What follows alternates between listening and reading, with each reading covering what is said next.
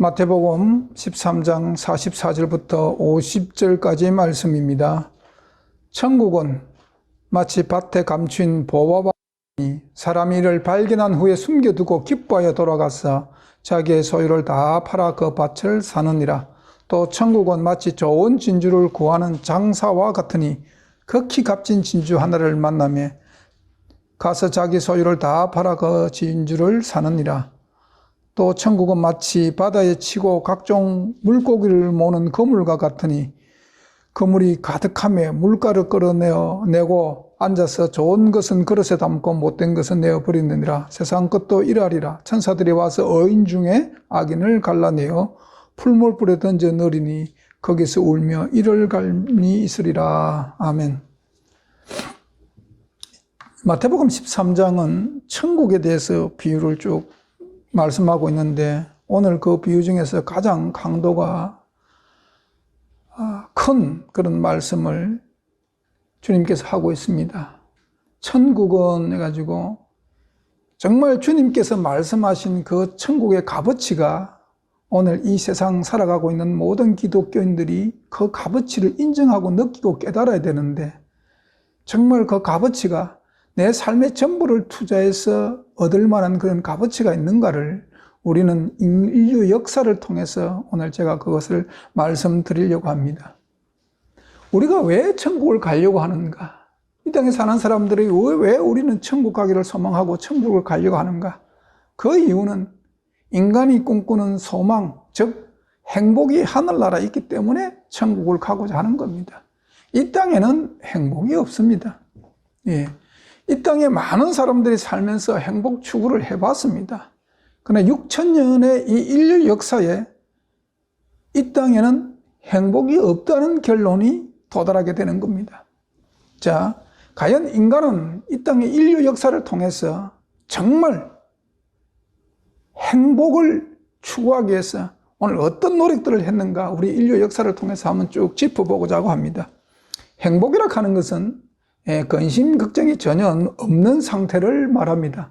성경에서는 그 행복이라는 단어를 히브리 말로 아이덴이라고 이야기하고 한글로는 에덴이라고 표현되어 있습니다. 우리가 가는 천국은 다시 에덴으로 집 나왔던 에덴에서 다시 에덴으로 돌아가는 겁니다. 왜? 그곳에 행복이 있기 때문에.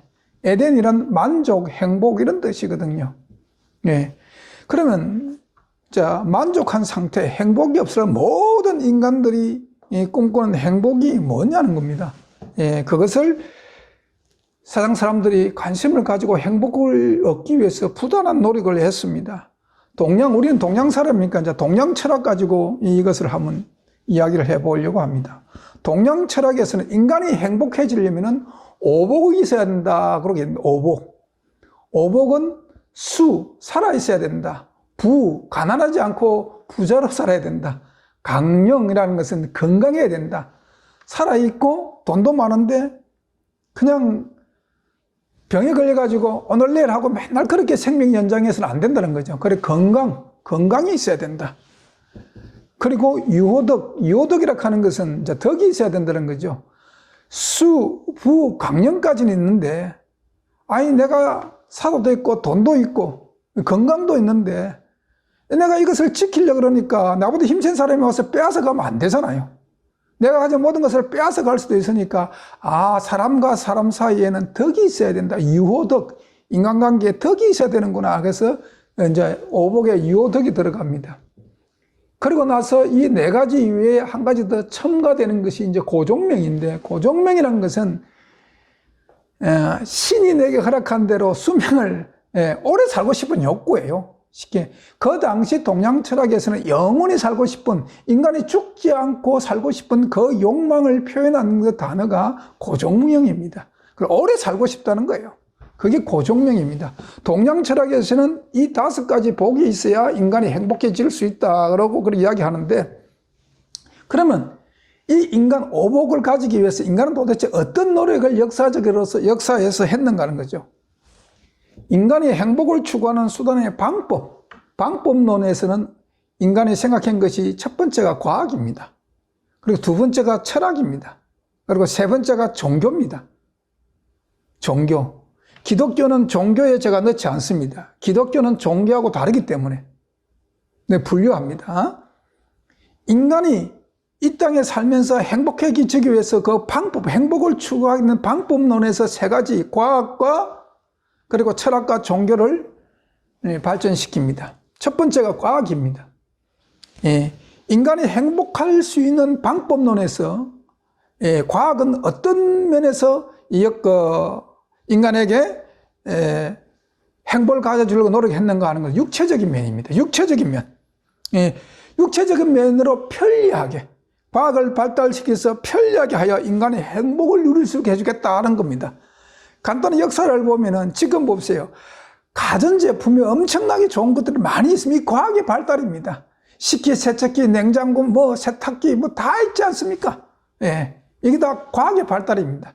이런 것이 이제 육체적으로 힘을 주게끔 한다는 것이 과학의 발달이. 옛날에 우리 부모님들은 우물 가서 물을 길렀었고, 또 빨래도 개울가에 가서 하고, 이런 데 했지만, 지금은 다 집에서 해결 얼마나 과학으로 편리해졌습니까? 이런, 육체적인 면을 편리하게 만드게끔 하기 위해서, 육체적으로 편리하면 인간이 행복을 누릴 수 있다. 이것이 과학이 발달하게 된 동기입니다. 그래서 과학이 눈부시게 발전을 시켰습니다. 인간이. 과학을 처음으로 눈부시게 발전시켰습니다. 그 대표적인 과학의 눈부신 발전의 대표적인 분야가 의학이죠. 의학. 제가 어렸을 때만 해도 저희 어머니께서 이제 맹장 수술을 하셨는데 그때만 해도 그게 큰 수술이었어요. 지금은 의학이 너무나 발전돼 가지고 맹장 수술은 아무것도 아니잖아요. 예, 아무것도 아니지 않습니까? 의학은 엄청나게 발전했습니다. DNA, 인간이 갖고 있는 DNA 구조를 완전히 분석하는 제놈 프로젝트도 갖고 있고 거의 인간 복제가 가능할 만큼 의학이 발달하는 단계에 이르렀습니다. 이 의학의 단계는, 의학의 발전은 인간에게 무병장수를 갖다 주겠다는, 인간의 육체에 무병장수를 갖다 주겠다는 그런 무병장수를 실현하기 위한 것이죠. 예, 왜냐하면 인간이 추구하는 행복은 아프지 않고 또 죽음이 없는 상태라야 행복하다고 생각했기 때문에 오래 살고 건강해야 행복하다고 생각했기 때문에 의학은 바로 무병장수를 실현하기 위한 과학의 발전입니다. 두 번째 과학의 발전적인 부분에 두 번째가 뭐냐면 경제적인 분야죠. 16세기에 산업혁명이 일어납니다. 유럽에서. 그리고 교통이 굉장히 편리해지죠. 말을 타고 다니고 마차를 타고 다니던 그 시대에 이 전기기관차가 나옵니다. 산업혁명으로 말미암아 굉장히 교통이 편리해집니다. 지금은 교통이 비행기를 타고 왔다 갔다 하는 그런 시대잖아요. 그런 시대지 않습니까? 지금은 전기기관차는 그런 옛날 구식이고, 그리고 전기기관차뿐만 아니라 각종 산업 공장이 들어서 가지고 인간이 살아가는데 조금이라도 더 편리한 제품들을 끊임없이 생산해냅니다. 물량들을. 옛날에는 우리가 어렸을 때는 먹을 것이 부족해 가지고 뭘 먹을까를 고민했습니다. 지금 이 시대 살아가는 사람들, 이 공장에서 산업이 혁명을 일으키며 많은 공장에서 끊임없는 제품들, 많은 물량들, 편리한 제품들이 쏟아져 나오니까 지금 이 시대에 살아가는 젊은이들은 뭘 먹어야 되지가 아니고 어떤 종류를 먹을 것인가라고 생각합니다. 라면이라는 종류 하나만 해도 수십 가지 라면이 나와도 어떤 라면을 먹어야 될지 선택에 고민이 있지, 우리는 먹을 것이 없어서 뭘 먹을까를 고민했는데 지금은 산업의 발달로 또 빠른 시간 내에 물량을 공급해 가지고 사람들이 필요한 그 사람들이 적재적소에 다 공급하느라고 공급망을 확대합니다. 참 인간의 노력은 실로 대단합니다. 어떻게 하면 인간을 편리하게 살게 할 수 있을까? 다음에 이제 과학의 발전 세 번째가 공학의 발전이죠. 공학의 발전으로서 인공위성이 막 갑니다. 인공위성. 제가 어릴 때만 하더라도 흑백 TV 볼 때 참 TV가 신기했습니다. TV를 가서 위성 중계해가지고 막 지구 반대편에 일어나는 일들을 사건들을 있으면 참 신기했거든요. 지금은 그런 시대가 아니잖아요. 지금은 그건 옛날 시대입니다. 구유물입니다. 지금은 손바닥 안에 스마트폰으로 모든 것을 해결하는 시대입니다. 전화라든지 메일이라든지 편지라든지 뭐 정보라든지 모든 것들을 스마트폰 하나로 다 해결하는 시대에 살고 있습니다. 그런데 이런 인간의 행복을 추구하기 위한 방법으로 선택한 과학이 과연 인간에게 행복을 주고 있는가 하는 겁니다. 인간의 행복을 충족시켜주고 있는가 하는 것에 대해서는 여러분 의구심이 듭니다. 영국의 신경제재단이라는 것이 뉴 이코노미 파운데이션이라는 데서 행복지수라고 이야기하는데 HPI라고 이야기합니다. 조사를 발표를 합니다. 2002년부터 쭉 조사 발표를 하는데 행복지수란 그 국민들이 살아가는데 자신이 얼마나 내가 참 행복하다 이렇게 느끼는 하나의 지수죠. 지표입니다. 그걸 측정하는 지수로서 이게 누가 만들어냈느냐. 영국의 심리학자 로즈웰과 인생 상담자인 코언이라는 사람이 만들어내가지고 2002년부터 발표합니다. 지금 유엔에서도 발표를 하죠. 그런데 2006년에는 이 행복지수를 발표하는데 행복을 느끼는 국민의 1위가 미국도 아니고 영국도 아니고 뭐 선진국이 아니에요. 예, 피지섬 서쪽에 있는 비누아트라는 조그마한 나라입니다. 그 나라 1인당 그 당시 국민 소득이 1180달러입니다. 1인당 1년 국민 소득이 1180달러인데 그런데 그 국민들이 행복 만족도가 세계 1위였습니다. 2009년도에는 코스타리카가 행복지수 1위였습니다. 그 당시 1인당 국민 GDP가 2000달러였답니다. 그럼 작년 2021년엔 어느 나라가 행복지수가 1위였는가? 핀란드입니다. 핀란드. 예, 핀란드는 뭐 GDP가 1인당 GDP가 상당히 높아요. 54,330달러로 세계 13위입니다. GDP 1인당 GDP가. 예, 그런데 행복지수는 1위였습니다. 여러분 미국이 당시 작년에 1인당 GDP가 68,309달러입니다. 5위였습니다. 그런데 행복지수는 16위에 올랐습니다. 반드시 과학이 발달하고 의학이나 경제적으로 부유한 나라 국민들이 행복을 느끼고 사는 것은 아니라는 겁니다. 반드시 그렇다는 건 아니라는 겁니다. 과학이 발달하면 인간이 편리해지고 인간의 삶이 풍부해지는 건 사실입니다. 사실이죠. 하지만 많은 사람들이 인생을 오래 살아본 분들의 말씀이 옛날이 살기 좋았다고 말씀들 하고 있습니다. 저도 그 말에 동의합니다. 왜 이런 문구가 옛날이 살기 좋았다는 문구가 끊임없이 나오는가? 왜 그런가? 인간이 과학이 발달돼가지고 육체적으로는 많이 편리해진 것은 사실입니다. 교통도 편리해지고 우리가 먹는 것도 많이 풍부해졌고 잘 살게 된 건 사실입니다. 그러나 정신적이면은 과학이 발달하면 발달할수록 더 황폐해져 가는 것이 또한 사실입니다. 옛날에는 사람을 죽일 때 활이나 칼을 썼습니다. 과학이 발달돼가지고 그게 총이나 포탄으로 발달했습니다. 그리고 과학이 더 발달해서 지금은 핵무기로 사람을 죽이는 시대가 되어버렸습니다. 다시 말씀드리면 과학이 발달해가지고 편리해지고 풍부해지는 것보다 정신적인 면이 더 황폐해지면서 인간이 만족을 느끼는 것이 아니라 인간의 욕구가 더 커진다는 겁니다. 인간의 욕구가 더 커진다는 겁니다. 우리 성경 민수기 11장 5절 6절 말씀 제가 읽습니다. 우리가 애굽에 있을 때 값없이 생선과 외와 수박과 부추와 파와 마늘들을 먹은 것이 생각나거늘 이제는 우리 정력이 쇠약하되 이 만나 외에는 보이는 것이 아무것도 없도다. 인간에게 고기가 필요했습니다. 출애굽해가지고 광야에 있던 이스라엘 백성들이 고기를 원했습니다. 이게 인간의 욕구죠. 욕구가 발생했습니다. 이 욕구를 충족시키기 위해서 고기 생산에 돌입합니다. 과학이. 그래서 품질을 개량합니다. 유전자를 조작해가지고 슈퍼파워 옥수수도 만들어냅니다. 그리고 물고기도 자연산을 먹는 것이 아니라 인간의 욕구를 충족하기 위해서 양식을 만들어가지고 제공합니다. 양식을 하죠. 물고기 양식합니다. 그리고 소고기도 유구라는 것이 있습니다. 유구. 예, 유구. 사람이 먹기 위해서, 잡아먹기 위해서 키우는 소가 있습니다. 아주 크죠. 소 한 마리에 그냥 1톤씩 나가는, 1000kg씩 나가는 그런 유구가 있습니다. 이것이 과학입니다. 예, 인간의 욕구를 충족시키기 위해서, 예, 과학이 동원되었는데, 그래서 여러분 잘 생각해 보시면, 소는 초식동물이에요. 그런데 빨리 더 크게 양성해서 소고기를 많이 먹기 위해서, 예, 사료를 만드는데 초식동물에게도 육식사료를 만들어가지고 발생한 병이 광우병이에요. 예.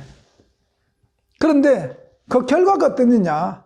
욕구를 충족시키기 위해서 과학의 결과가 어땠느냐? 민수기 11장 33절에 고기가 아직 이 사이에 있어 씹히기 전에 여호와께서 백성에게 대하여 진노하사 심히 큰 재앙으로 쳤었으므로 여호와께서 그때 막 재앙을 내린 것이 아니라 하나님께서는 이미 복과 생명의 길과 저주와 사망의 길이 하나님께서 미리 만들어 놓으신 겁니다. 창조할 때에 하나님께서 미리 정해져 있는 겁니다. 복과 하나님께서 우리에게 그 두 가지의 길을 놓았다고 신명기에서도 분명히 이야기했습니다. 복과 생명의 길과 사망과 저주의 길. 인간의 욕구를 충족시키기 위한 이 길은 사망과 저주의 길인 겁니다. 그래서 그 길을 가면 이미 재앙이 있는 것입니다. 이미 재앙이 있는 것입니다. 그러면 여기서 이런 질문이 생깁니다. 그럼 기독교인들은 과학을 무시하고 살아야 되는가? 아닙니다. 과학도 하나님의 일반 법칙 중에 하나죠. 일반 법칙도 하나님께서 주신 것입니다. 그 마태복음 4장 예수님께서 성령에 끌려 마귀에게 시험을 받을 때에 마귀가 예수님을 시험할 때 성전 꼭대기 높은 곳에 예수님을 데리고 와서 뛰어내리라고 이야기하지 않습니까? 그래서 예수님이 안 뛰어내립니다. 왜냐하면 일반 법칙인 중력의 법칙이 이 지구에 존재하기 때문에 그렇습니다. 옛날에 한 20만 몇 년 전 됐을 거예요. 서울의 모 교회 성도가 금요철화 때 기도해가지고 성령 받았대요. 진동이 왔다나 그래서 받았답니다. 그 집이 자기 사는 게 15층 아파트에 사는데 내가 성령 받았기 때문에 하나님이 지켜주실 거라고 해서 거기서 뛰어내려가 죽었어요. 그 중력의 법칙을 무시했기 때문에. 예, 일반 법칙 과학도 기독교인들을 지켜야 합니다. 그러나 기독교인들은 일반 법칙에 플러스 뭐냐면 특별 법칙이 있는 겁니다. 특별 법칙. 예, 과학이 발전하는 것은 과학이 인간에게 줄 수 있는 행복을 줄 수 있다고 과학이 발전했는데 그 목표는 동영처럼 오복에 하면 수, 부, 강령까지입니다. 여기까지입니다. 요 이상은 과학이 갖다 줄 수가 없습니다. 과학이 갖다 줄 수가 없습니다. 그러면 과학의 폐단이 뭐냐? 과학이 이렇게 인간이 행복해지려고 인간이 과학을 발전시켰는데 그러면 과연 과학은 그러면 인간에게 어떤 해로운 점을 가져왔는가? 폐단이 뭔가 하는 겁니다. 첫째, 과학은 인간에게 믿음을 빼앗아갑니다. 과학이 발전하면 발전할수록 인간은 뭐냐면 자꾸 눈으로 보는 것을 믿으려고 합니다. 확인해서 믿으려 하는 그런 신앙관을 가지게 됩니다. 과학은 믿음을 저해시킵니다. 믿음은 히브리서 1장의 믿음은 뭐예요? 바라는 것들의 실상이요 보지 못한 것들의 증거입니다. 믿음은 보지 않고 믿는 겁니다. 그런데 과학이 발달하면 계속 눈으로 확인하면서 보고 믿으려고 합니다. 눈으로 확인해가지 않는 것을 안 보려고 이야기하죠. 과학의 발전의 폐단은 첫 번째가 사람에게 믿음을 빼앗아갑니다. 두 번째, 과학의 폐단이 뭡니까? 과학의 폐단은 인간에게 끊임없는 욕구를 생산하게 만듭니다. 예. 옛날에 제가 어렸을 때 우리의 삶은 지금 젊은 사람들이 이 많은 과학의 발전을 누리는 때보다 훨씬 불편불만이 욕구가 적었습니다. 불평불만이 적었습니다. 이렇게 발달된 과학을 누리는데도 요즘 젊은 세대는 끊임없는 불평을 합니다. 왜냐하면 과학의 발전 속도가 인간의 욕구를 따라갈 수가 없는 겁니다. 과학이 발전되면 인간의 욕구는 더 큰 것을 요구합니다. 예. 세 번째, 과학은 윤리 도덕이 필요 없습니다. 윤리 도덕을 무너뜨립니다. 과학은 잘 사는 것이 목적이기 때문에 네, 수단과 방법을 가리지 않게끔 되어버리는 겁니다. 오늘 이 시대의 모든 기업들이 돈을 벌기 위해서 로봇을 개발하고 예, 첨단 기술을 개발하죠. 그것이 인간을 지배하는데도 돈을 벌기 위해서 그것을 개발시키고 그것을 제품으로 만들어서 그것을 판매합니다. 인간성은 완전히 말살시킵니다. 과학이. 윤리 도덕이 무너지게 만드는 것이 과학입니다. 그리고 마지막 과학의 폐단이 뭡니까? 우리는 이 시대에 지금 살고 있습니다. 과학의 발전은 인간을 통제하는 수단이 될 것입니다. 그리고 되고 있습니다, 지금. 신세계 질서를 만드는데 또 만들고 유지하는데 과학은 지대한 공헌을 할 것입니다. 여러분, 과학이 발달되면은 예, 그 발달되는 과학으로 우리를 지배할 겁니다. 신세계 질서가. 예. 그래서 인간의 존엄과 인간의 가치는 무너지는 겁니다. 두 번째, 인간이 행복을 추구하기 위해서 인간은 어떤 노력을 했는가 하는 겁니다. 철학입니다. 철학. 인간이 어떻게 하면 인간이 행복해질 수 있을까라고 철학이 명제를 던집니다. 그의 대답이 뭐냐면 진리에 이르면 인간이 행복해질 수 있다고 철학은 결론을 내립니다. 그 진리에 이르는 것은 인간의 이성이 순수하면은 인간이 진리에 이를 수 있다. 이것이 철학이거든요. 이 과학이 인간에게 행복을 줄 수 있는 면은 육체적인 면을 들고 육체적인 면을 생각해서 과학을 발전시켰다면 이 철학은 그 과학이 갖고 있는 폐단을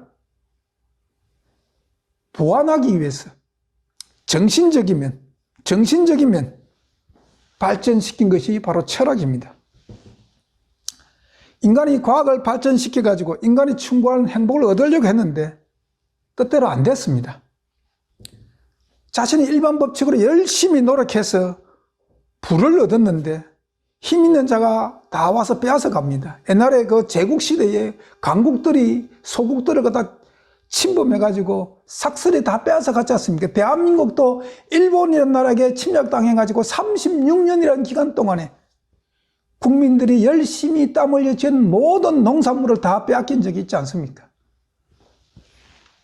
그래서 인간이 생각한 것이 과학만 있어서는 안 된다. 물론 과학이 필요하지만 과학만 있어서는 안 된다. 인간이 덕이 있어야 한다. 이것이 철학입니다. 동양 철학으로 이야기하면 이것은 유호덕이라는 이야기입니다. 그래서 윤리 도덕이 있어야 한다. 그래서 나온 것이 철학입니다. 인간이 인간답게 사는 방법, 그것은 동양에서 도라고 이야기합니다. 길도해가 도라고, 서양에서는 진리라고 이야기합니다. 동양이 또 똑같습니다. 이 철학에서 교육이 나옵니다. 교육. 학교를 세워서 사람들이 가르쳐야 된다. 교육이 나오게 된 것이 바로 철학의 발전에서 나온 겁니다. 그래서 교육의 목적은 오늘 이 시대에 명문대 가가지고 졸업장 해가지고 나의 백그라운드를 높여서 돈을 많이 버는 직장에 들어가서 돈을 많이 버는 것이 교육의 목적이 아니라 철학에서 교육이 탄생할 때 인간이 행복을 주기 위해서 인간이 인간답게 살게끔 하기 위해서 전인격적인 교육이 이 교육의 목적이었습니다. 그런데 사람들이 말하기를 야, 윤리 도덕도 내가 먹고 살아야지. 먹고 살기 바쁜데 무슨 윤리 도덕이냐 이거죠. 이렇게 인간의 생각이 급하면 다 넘어갑니다. 그걸로. 여러분, 중국의 역사에 춘추 전국시대에 많은 철학자들이 나왔습니다. 제자백가라고 그들이 이야기합니다. 제자백가들이 많이 나왔습니다. 그들이 나올 때마다 자기들의 이론을, 철학적인 이론을 끊임없이 새로운 이론을 갖고 나왔습니다. 육아 하면은 공자입니다. 공자. 대표적인 인물 공자죠. 육아의 창시자입니다. 쉽게 말하면 6.25의 창시자입니다. 공자는 인의자퇴를 주장했습니다. 사람이 행복하기 위해서 뭘 새롭게 만들어야 된다는 주장이죠.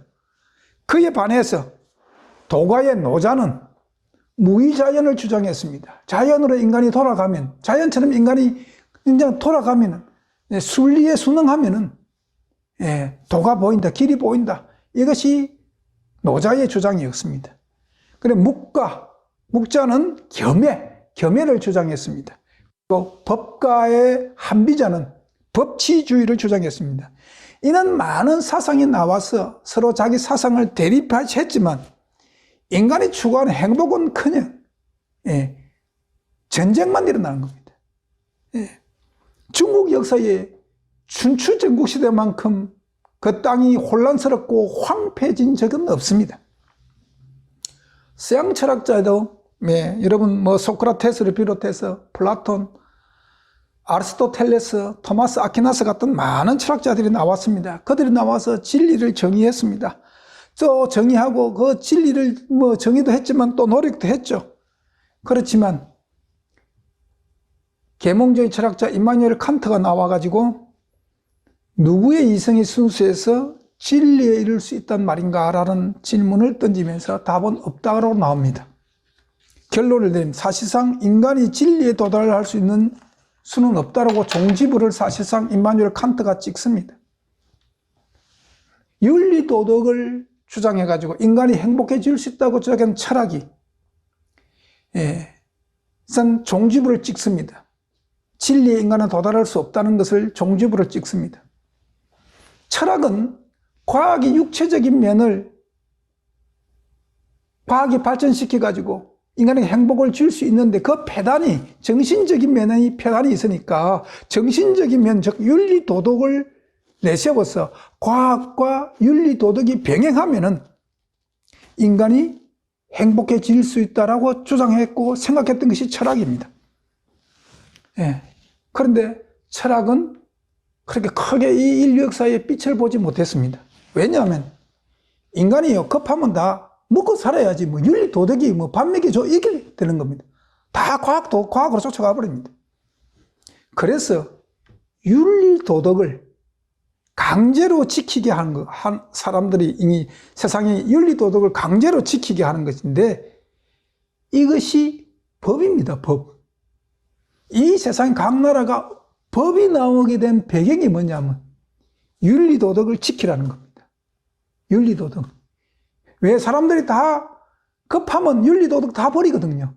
내가 죽는 마당에 지금 이 윤리도덕이 뭔 필요 있느냐 이 식으로 다 윤리도덕을 버려버리기 때문에 이 윤리도덕을 인간이 사회가 지탱하기 위해서는 모든 사람이 지켜야 된다. 이것을 법으로 규정한 겁니다. 그래서 법이 나오게 된 거 이것을 법치주의라고 이야기합니다. 그런데 문제는 법을 다스리고 법을 집행하는 사람들도 급하면 다 과학으로 가버립니다. 과학으로 가버립니다. 철학이 아니라 과학으로 다 넘어가버립니다. 그래서 이 땅에 이 세상에 인류 역사 6,000년이라는 이 인류 역사에 권선징악이라는 것이 현실적으로 삶 속에서 불가능해졌습니다. 여러분, 마지막 시대에 철학이 낳은 하나의 부속물, 결과론이 지금 법입니다. 법치주의거든요. 마지막 시대에는 이 법치주의가 과학과 더불어서 세상을 지배할 것입니다. 마지막 시대는 과학을 통해서 인간을 감시하고 감찰하고 또 법을 통해 가지고 인간을 법으로 가둘 것입니다. 법을 통해서 인간이 법을 이 세상이 요구하는 법을 지키지 않을 경우에 우리에게 형벌이 따라올 것입니다. 인간의 개인의 존엄과 자유는 과학과 철학에서 완전히 무너질 것입니다. 우리는 지금 이 현실을 눈으로 보고 이 시대를 살아가고 있는 것입니다. 세 번째, 인간이 행복해지기 위해서 선택하는 이 인류 역사에 선택한 인간의 지혜는 뭐냐? 종교입니다. 종교의 목적도 인간의 행복 추구입니다.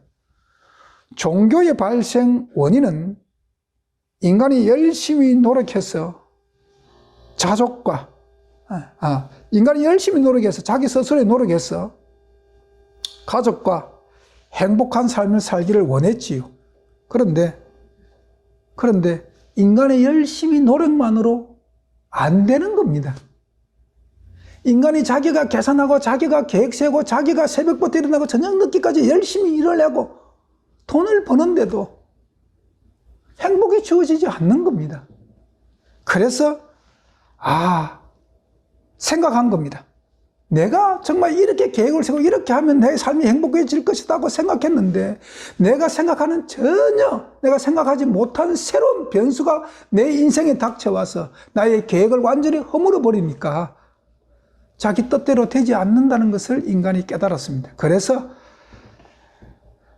인간의 노력도 참 중요하고 열심히 노력도 해야지만 사람에게는 운이라는 것이 따라야 하는구나. 운이 따라주지 않으면 인간에게 행복해질 수가 없다. 그 운을 주장하는 존재를 신이라고 칭하고 신이라고 부르면서 종교가 발생하기 시작합니다. 이 신이란 존재는 인간이 생각이 것이다. 내가 원하는 행복을 추구하기 위해서 신이 존재하기 때문에 신의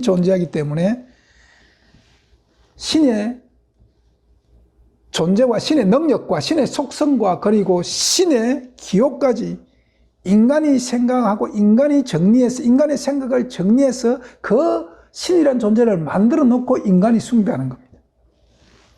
네.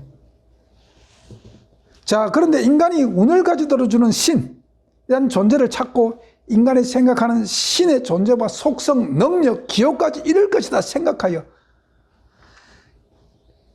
자기 생각이 자신의 계획한 대로 아무 차질 없이 이루어지기를 바라는 마음, 이 마음을 인간의 욕구라고 이야기하거든요. 이 인간의 욕구가 충족되게끔 하기 위해서 발생한 것이 종교입니다.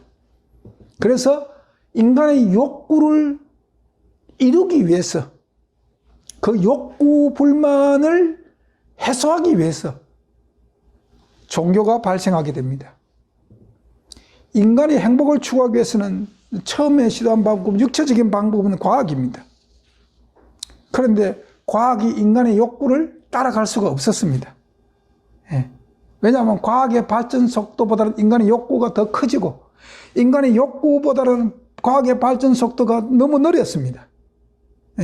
그래서 과학이 인간의 욕구에 만족을 주지 못하니까 이게 과학이 시간이 걸리거든요. 과학이 뭐는 시간이 걸리는데 인간의 욕구는 그 시간을 시간에 지배받지 않고 시간을 뛰어넘는 그런 욕구의 충족을 인간이 원하고 바랬습니다. 바로 신이라는 존재가 그런 존재였던 것입니다. 종교가, 신이라는 존재가 바로 나에게 과학이 너무 느려서 내 욕구를 충족하지 못하는데 과학에 주지 못하는 것을 바로 지금 이 시간에 내게 신이란 존재가 해결해 주기를 바라는 그것이 종교의 발생의 원이라는 것입니다. 신의 초능력을 힘입어서 내가 원하는 욕구, 내가 과학이 가져다 줄 수 있는 그런 수부 강령을 내가 원하는 것이죠. 그래서 오늘날 이 지구상에 수만 개의 종교가 있는 것입니다. 왜? 인간의 욕구가 다 다르기 때문에. 그러면 우리가 말하는 일반 종교에서 종교심이라 그러고, 종교심. 기독교에서는 이것을 이제 일반 종교에서 종교심을 이제 기독교 용어로는 뭐냐면 신앙이라고 이야기하죠. 종교심은 뭐냐? 인간의 본능 욕구를 강화시켜주는 것을 종교심이라고 합니다. 예를 들면 현재 $3,000가 내게 주어졌는데 그 $3,000로 내가 만족을 못 하거든요. 그러니까 $5,000를 주실 줄 믿습니다. 그리고 기도합니다. 이게 종교심이에요. 이게 기독교가 이것을 신앙이라고 이야기합니다. 오늘날 교회에서도 이 종교심을 목사들이 가르치고 이 종교심으로 오늘 교회에서 신앙생활을 하는 사람들이 엄청나게 많이 있습니다. 그래서 성도들이 참 복을 얻지 못하는 겁니다. 참 복은요, 이 예언의 말씀을 읽는 자와 듣는 자와 그 가운데 기록한 것을 지켜 행하는 자가 복이 있다고 성경은 계시록 1장 3절에서 분명히 말씀하고 있는 겁니다. 예, 그래서 종교는 인간이 신을 만들어 놓고 그 신의 존재를 의지하고 그 신을 찾아가는 겁니다. 불교는 엄밀하게 말하면 종교라기보다는 하나의 철학이죠. 예, 철학입니다. 그런데 이 마지막 시대에 이 신세계 질서가 들어서고 신세계 질서를 위해서는 반드시 해야 될 그 하나가 종교 통합이거든요. 그런데 종교 통합은요, 일반 종교는 통합은 간단합니다. 세상에 수만 개의 종교가 있다 할지라도 이들 종교를 통합하는 것은 아주 간단합니다. 왜냐하면 일반 종교는 대부분 이 종교심 신앙을 가지고 있기 때문에 그렇습니다. 네, 신세계 질서가 인간들이 요구하는 그 욕구를 충족시켜 준다는 명분만 내에 걸면은 일반 종교는 다 통합이 간단합니다. 네, 그래서 신세계 질서에서 WCC가 나오는 겁니다. 종교 통합을 하려고 합니다. 네. 네 번째, 인간이 이제 행복해질 수 있는 방법, 네 번째가 이제 기독교입니다. 기독교가 추구하는 것도 행복입니다. 오늘 마태복음 13장 44절부터 쭉 읽으면은, 예, 자기 소유를 다 팔아서 그 밭을 산다. 값진 진주 하나를 만나면 자기 소유를 다 팔아 그 진주를 산다. 이렇게 예수님이 말씀합니다. 천국은 과연 그런 가치가 있는가? 기독교는 과연 인간에게 행복을 줄 수 있는가? 예. 예, 기독교는 일반적인 종교하고 여러분 하나로 묶어서 분류하면 안 됩니다. 기독교는 일반 종교하고 다릅니다. 왜냐하면 기독교는 일반 종교와 시작부터가 다릅니다. 출발 자체가 다릅니다. 기독교는. 예.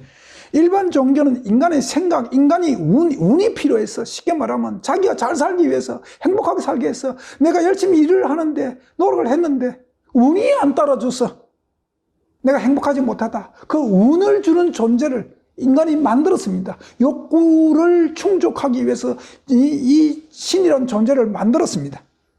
그래서 신의 속성, 신의 능력, 신의 기호, 신의 성품까지 다 만들어 놓고 믿는 반면에 기독교는 하나님, 즉 신이라는 존재가 자신을 직접 자신의 존재와 속성, 능력, 그리고 그분의 뜻과 그분의 기호까지 본인께서 직접 계시하여 인간에게 알려준 겁니다. 인간의 생각과는 무관한 종교가 기독교입니다. 인간의 생각하고는 무관한 겁니다. 기독교는 모든 인간이 추구하는 행복을 인간의 노력으로 추구할 수는 없다는 결론을 이미 내려놓고 시작하는 종교가 기독교입니다. 왜냐하면 인간은 범죄로 말미암아 창조 본래의 상태인 하나님의 형상을 잃어버렸기 때문에 인간은 무엇이 진정한 행복인가도 모르고 진정한 행복을 추구할 수 있는 방법도 인간은 모른다는 겁니다. 예. 인간의 상태가 어떤가를 모르는 것이 인간이에요. 예를 들까요? 자, 인간의 상태가 어떠한 상태인가를 모르기 때문에 모세에게 십계명을 주실 때까지 이스라엘 백성들이 그 계명을 잊어버리니까 모세에게서 시내산에서 십계명을 하나님께서 다시 기억나게끔 반복해 주실 때까지 이스라엘 백성들은 400년간 애굽에 종살이를 했었습니다. 종살이 할 때 그들의 기도는 간단합니다. 자유를 달라는 겁니다. 자유. 그래서 모세를 통해 가지고 하나님께 출애굽시킵니다. 그런데 이스라엘은 육체의 자유를 갈망했고 하나님은 그들에게 영혼의 자유를 주기를 원했던 겁니다. 즉 자유에 대한 관심이 이스라엘 백성과 하나님이 입장이 달랐던 겁니다. 예. 이스라엘 백성들은 그 자유에 대한 그런 관점이 육체적인 관점을 바랐기 때문에 광야 40년 동안 몸은 자유의원이었지만 마음은 여전히 육체 소욕의 종이었습니다. 그래서 광야 40년간 생활에 만족이 없었고 불평불만만 하다가 그들이 다 멸절당했습니다. 신명기서 8장 2절에 하나님께서 이렇게 말씀합니다. 내 하나님이 여호와께서 이 40년 동안에 너로 광야의 길을 걷게 하신 것을 기억하라. 이는 너를 낮추시며 너를 시험하사 내 마음이 어떠한지 그 명령을 지키는지 안 지키는지 알게 하십니다. 하나님이 몰라서 지금 알게 하기 위해서 지금 아닙니다. 하나님은 다 아십니다. 하나님 전능하신 분이고 전지하신 분입니다. 모르는 것은 이스라엘 백성이 모르는 겁니다.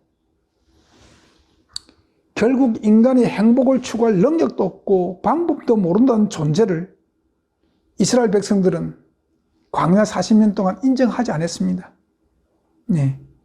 그래서 끊임없이 불평했습니다. 그런데 성경은 분명히 추구할 능력도 없고 추구할 방법도 모른다고 말씀하고 있습니다. 마태복음 5장 36절에 내 머리로도 말라 이는 내가 한 트럭도 희고 검게 할 수 없다고 단정해 놨습니다. 네. 그럼 기독교는 인간이 추구하는 행복을 가질 수 없는가? 있습니다. 분명히 기독교는 계시록 21장 4절에 분명히 그 모든 눈물을 건너려 시키시면 다시 사망이 없고 애통하는 것이나 곡하는 것이나 아픈 것이 다시 있지 않으리니 처음 것들이 다 지나갔습니다 라고 못을 박아놨습니다. 행복 추구는 행복을 얻는 것을 행복 추구라고 이야기합니다. 행복을 얻으려는 것. 기독교 용어로 이거는 뭐냐면 구원입니다. 구원을 얻는 것입니다. 동양 철학에서 인간이 행복하려면 오복이 있어야 된다 그렇게 이야기했죠. 그럼 오복, 이 오복, 동양 철학에서 말하는 오복, 수부, 강령, 유오덕, 고종의 이 오복을 무한대로 유지하는 것이 뭐냐? 이게 구원입니다.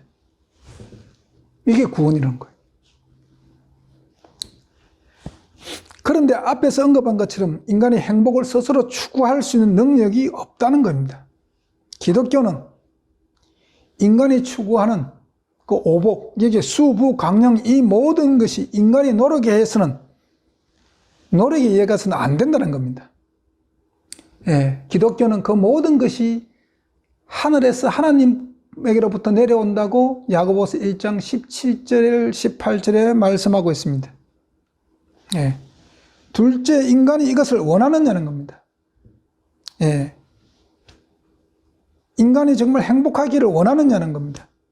그럼 대답이 인간이 예스겠죠. 왜 또 모두 행복하시기를 원했어요? 그러면 기독교는 조건이 있다는 겁니다. 첫 번째 조건이 하나님을 사랑하라는 겁니다.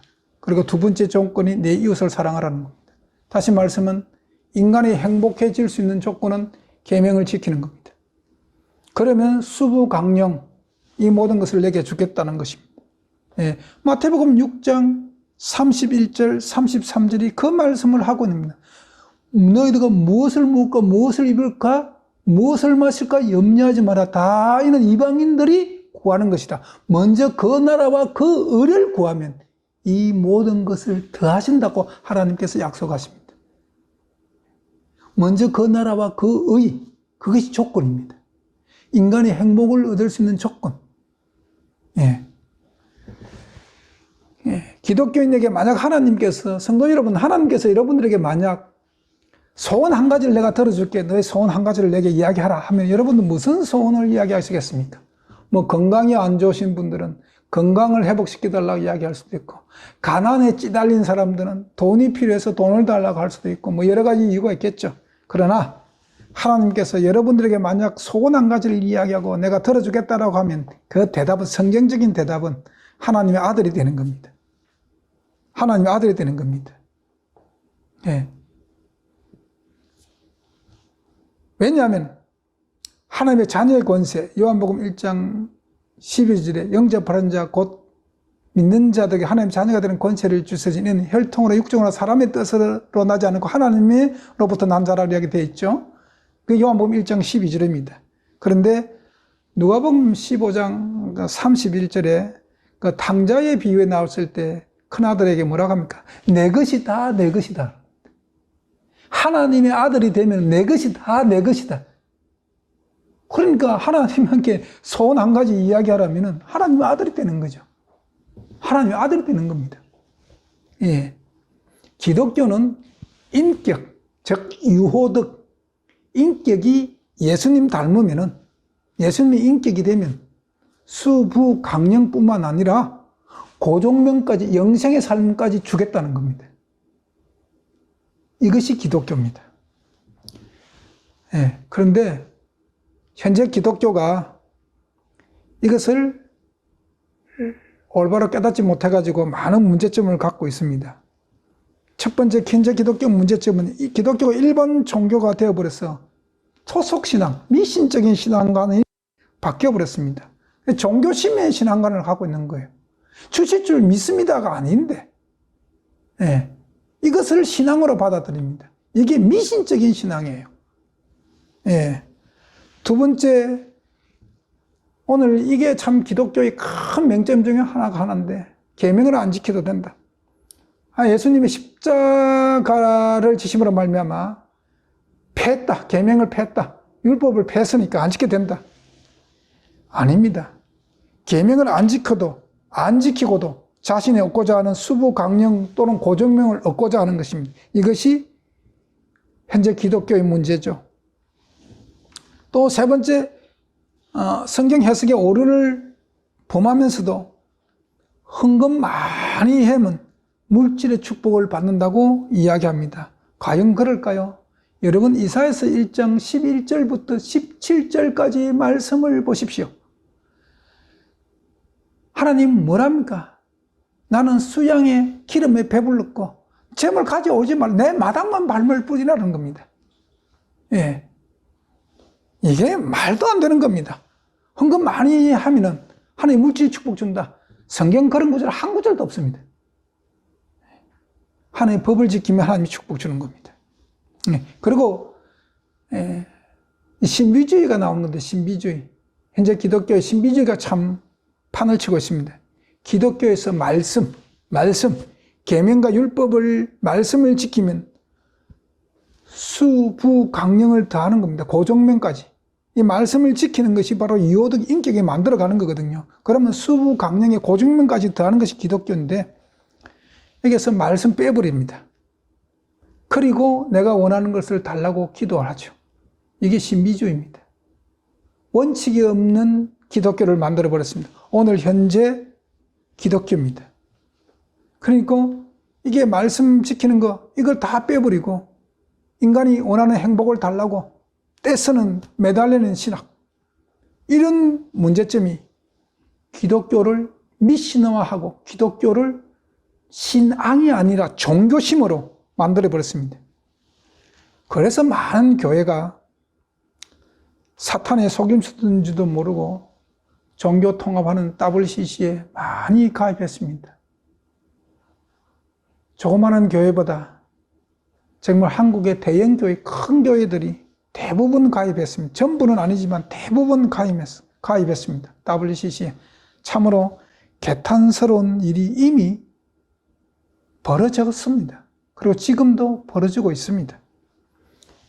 이 시대를 살아가는 성도 여러분, 우리는 지금 인류 역사에 어느 시대보다 깨어 있어야 하는 시대에 살고 있습니다. 왜냐하면 지금 이 시대는 지구 역사의 마지막 부분에 살고 있기 때문에 역사의 끝이 지금 보이는 시대에 살고 있죠, 우리는. 네. 그런데 안타까운 것, 지금 이 시대에 참 안타까우고 개탄스러운 일은 이 시대의 기독교가 성경을 이미 덮어버렸다는 겁니다. 중세의 캐톨릭에서 해가 성경의 금지를 내린 것이 아닌데도 이미 성경이 덮어버렸습니다. 각 교대의 신학과 교리는 있는데 성경은 이미 덮여버렸습니다. 그것이 현 기독교의 실태입니다. 이럴 때에 자신의 신앙을 검증도 하지 않고 자기 다니는 교회 담임 목사의 설교로 모든 신앙의 초점을 맞추고 있는 시대가 현 시대입니다. 여러분, 검증하셔야 합니다. 성경으로요. 성경으로 검증하셔야 됩니다. 지금 어느 때보다 여러분 참 진리를 찾아야 됩니다. 여러분, 예수님은 오늘 본문이 뭐라고 이야기합니까? 내 인생, 내 삶, 내 가진 모든 것. 여기서는 물질적인 것도 시간적인 면도 있지만, 예, 내 생명까지도 여기는 걸어라는 겁니다. 천국은 그런 가치가 있는 곳이라는 겁니다. 왜냐하면 이 지구 인류 역사의 아담 이후로 이 태어난 모든 인간들이 누리지 못한 행복이 그곳에 있기 때문에, 예, 그곳에 있기 때문에 이 지상의 삶 전부를 투자할 가치가 있다고 예수님은 당당하게 오늘 유대인들을 통해서 말씀하고, 오늘 이 말씀은 저와 여러분들에게 하는 말씀입니다. 지금은 참 진리를 찾아야 합니다. 참 진리에 목말라야 합니다. 11시 성도 여러분, 여러분들은 기존 교회 다니시다가 이 진리가 맞다고 여러분 찾아 들어왔죠. 11시 교회 나왔지 않습니까? 여기 왔으면은요, 이것저것 세상 돌아가는 것 때문에 기웃기웃 하지 마세요. 그럴 시간이 어디 있습니까? 내 인생 전부를 투자해야 되죠. 여기에 사활을 걸어야 됩니다. 내 체면, 내 위치, 체면, 이런 거 지금 따질 때가 아니에요. 내가 사느냐 죽느냐가 결정나는 그런 능력이 진리의 능력입니다. 내가 영원히 사느냐 아니면 멸망하느냐. 이 갈림길이 참 진리냐 거짓 진리냐를 놓고 판가름 나는 겁니다. 여러분은 이 11시 교회 복음이 참 진리라고 생각하고 들어왔지 않습니까? 여러분 받아들였지 않습니까? 여기에 내 생명, 내 사활을 거세요.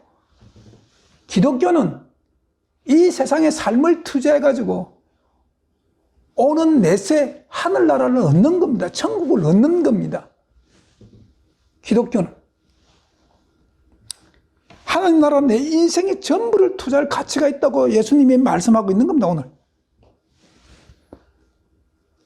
그런데 오늘 본문에 여기에 49절의 세상 끝에도 이러하니 천사들이 와서 의인 중에 악인을 골라낸다는 겁니다.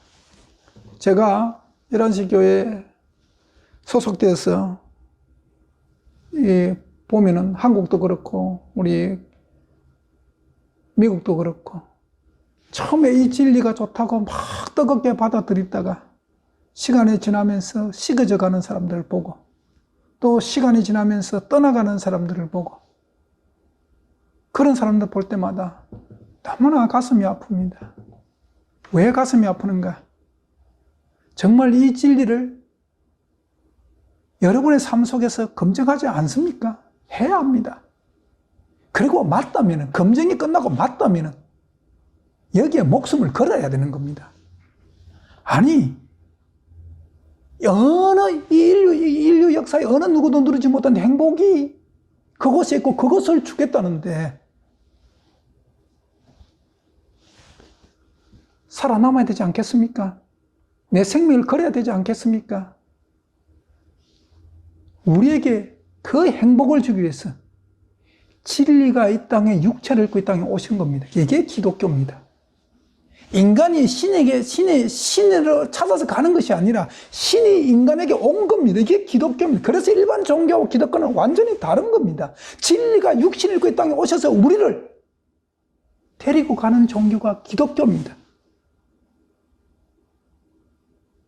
오늘 주님은 그 이야기를 하고 있습니다. 이 진리의 복음을 받았는데도 이 진리의 복음에 내 삶을 전부 투자하지 않는 자들, 그들이 의인족의 악인입니다. 여러분, 확실하게 예수 그리스도를 붙드세요. 예수 그리스도를 붙드세요. 신학과 교리가 아니라 성경입니다. 성경으로 11시 교회가 전하는 복음을 여러분 검증하세요. 해야 됩니다. 그리고 맞다 싶으면 내 평판, 내 체면, 그런 거, 내 권위, 그런 거 다 내려놓고 오직 예수만 바라보고 달려가십시오. 의인의 부활에 여러분이 동참하시기를 간절히 바랍니다. 기도하시겠습니다. 하나님 아버지 감사합니다. 오늘 예배드리는 모든 성도들이 주님 재림하실 때에 의인의 부활에 동참하기를 간절히 소망합니다. 정말 천국은 내 삶의 전부를 투자할 가치가 있는 곳이라고 예수님이 직접 말씀하셨습니다. 그 천국의 가치를 우리 영혼에 새기면서 항상 마음판에 새기면서 산 소망을 하늘에 두며 살아갈 수 있는 11시 교인들이 다 되게 하여 주시옵소서. 예수님 이름으로 기도합니다. 아멘.